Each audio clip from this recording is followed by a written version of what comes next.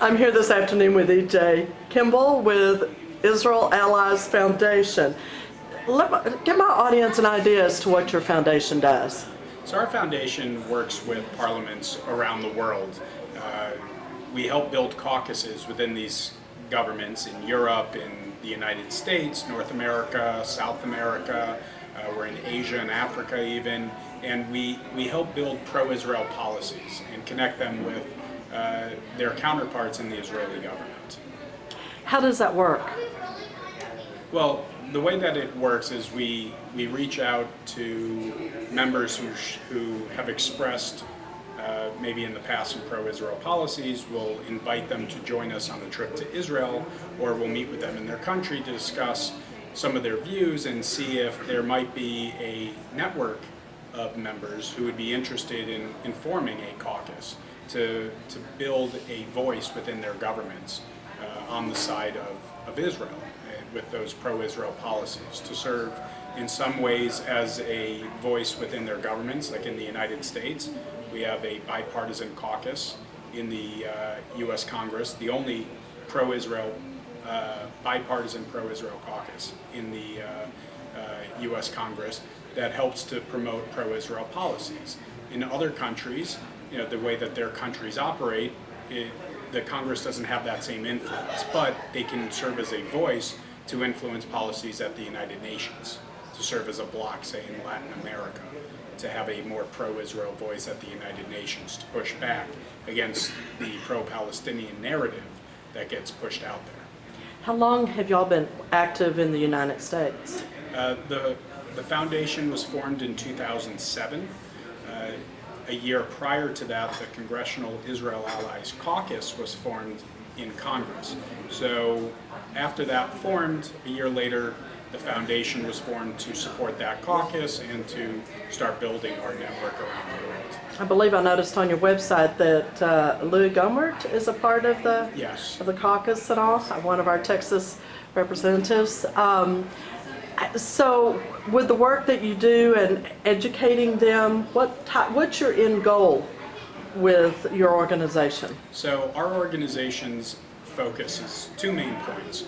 Number one is that Jerusalem is the undivided eternal capital of Israel and the Jewish people, and that two, Israel must maintain safe and secure borders. And basing borders on what people say the pre-67 borders, what we call the 1949 armistice lines, would not provide safe and secure borders for the state of Israel. So that's what we work to educate parliamentarians on and to build consensus on the need to recognize Israel's legal rights to all of Jerusalem. And in the United States, we are pushing very hard for the U.S. government to move our embassy to Jerusalem, and that's one of the core principles that we are striving for around the world, for countries to locate their embassies in Israel's declared capital. With what are some of the challenges you're seeing today going on that y'all are addressing specifically? So probably the biggest challenge that we face today is the anti-Israel narrative that's put out there. You know, what we try to do is fight narratives with facts. Facts go a long way, but they don't always convince everyone. So it's building enough of a network based on the facts to get them to understand that maybe what you think you know is not quite true, and then to start moving that process along to understand the hypocrisy of having an embassy where we had it in Damascus, in a state sponsor of terrorism, yet we won't locate our embassy in Jerusalem, one of our greatest allies in the world, if not our greatest ally. Here in Texas, we recently had the incident in Garland. We've had a variety of different things, even Fort Hood and other things along that line. Give me some information on how you feel like we need to handle these situations. Well, you know, sometimes the issue that doesn't get addressed is that this is an ideology that we're fighting against. We talk about Al-Qaeda, and there was a lot of discussion about Al-Qaeda was on the decline, and so we didn't have to worry. And then you had Al-Qaeda in the Arabian Peninsula, they weren't really much of a threat. And then you have Boko Haram in Nigeria, and you have ISIS starting to form. And what sort of a threat is it? What was being missed is the name doesn't matter so much, but the ideology that they espouse.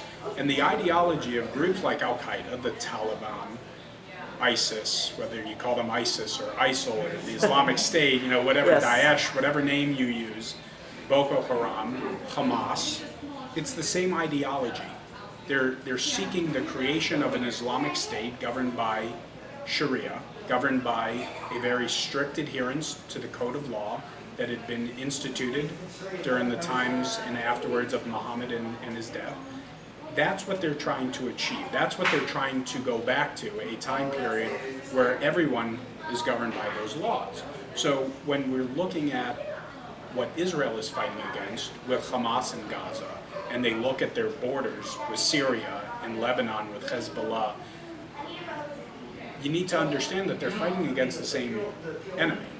And they're on the front lines. And we are on the front lines as well, as we've seen here in this country, but it's a different type of battle. We're not experiencing it on a day-to-day basis. In Gaza, Hamas is literally building rockets as we speak, preparing for the next battle. Wow. They're still building tunnels to come into Israel.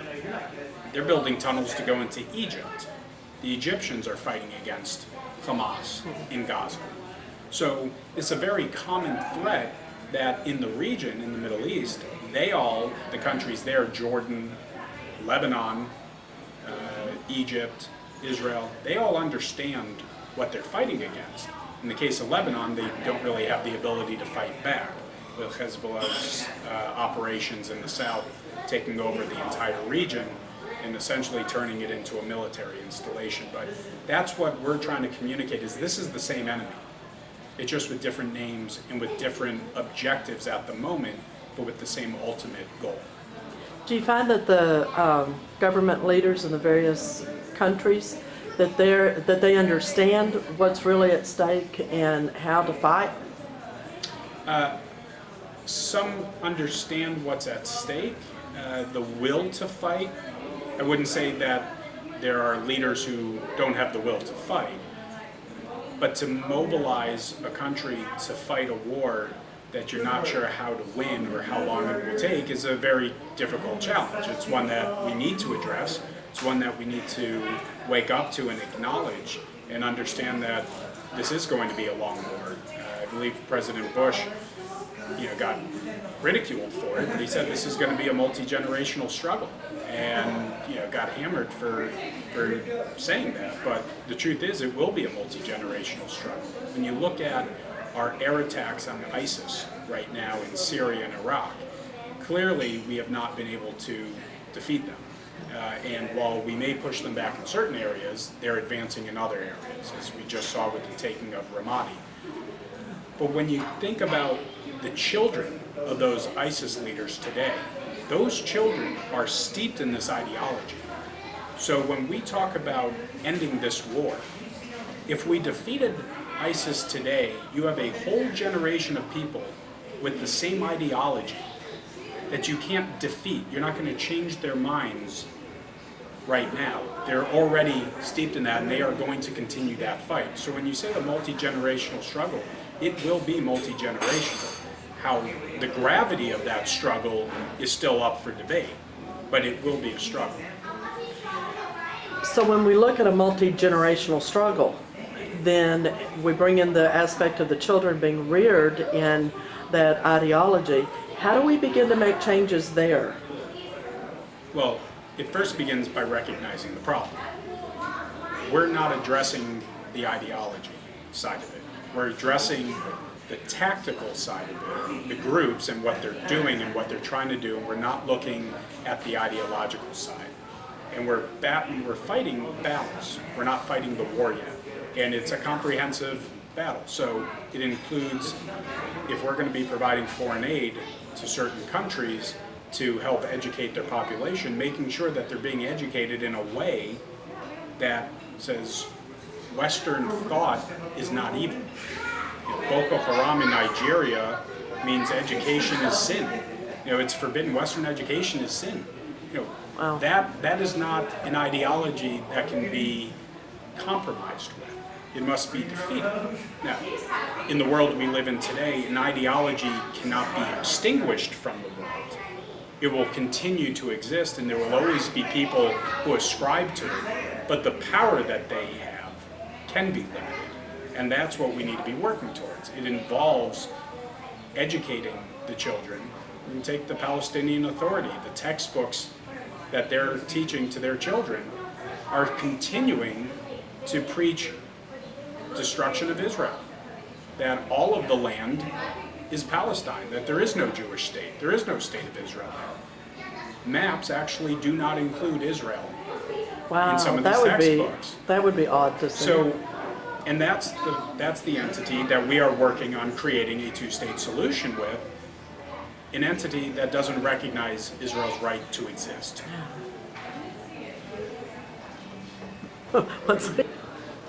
With what you were talking about, do you see the various governments that y'all are working with beginning to, are following the same mindset of this is going to be multi-generational and how we need to approach it? Are they coming on board, or are you getting some pushback?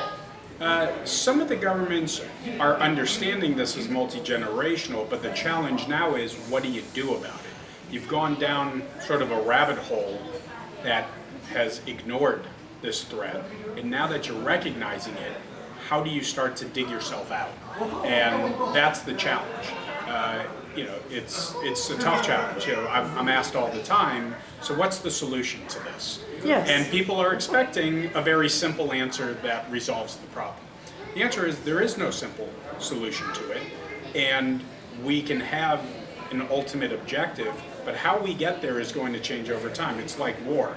You prepare your battle plan, and as soon as you fire that first shot, you throw the battle plan out, and now you adjust to the situation on the ground. When you look at what's happening in the region, you have in Syria, or what used to be known as Syria, you have Iran and Hezbollah supporting the Assad regime. You have ISIS, who has taken over a large swath. You have al-Nusra, a Sunni Islamist group, more aligned with Al-Qaeda, fighting. You have these three entities fighting, and there's battles going on right in the Golan Heights area with Israel. So what's Israel to do?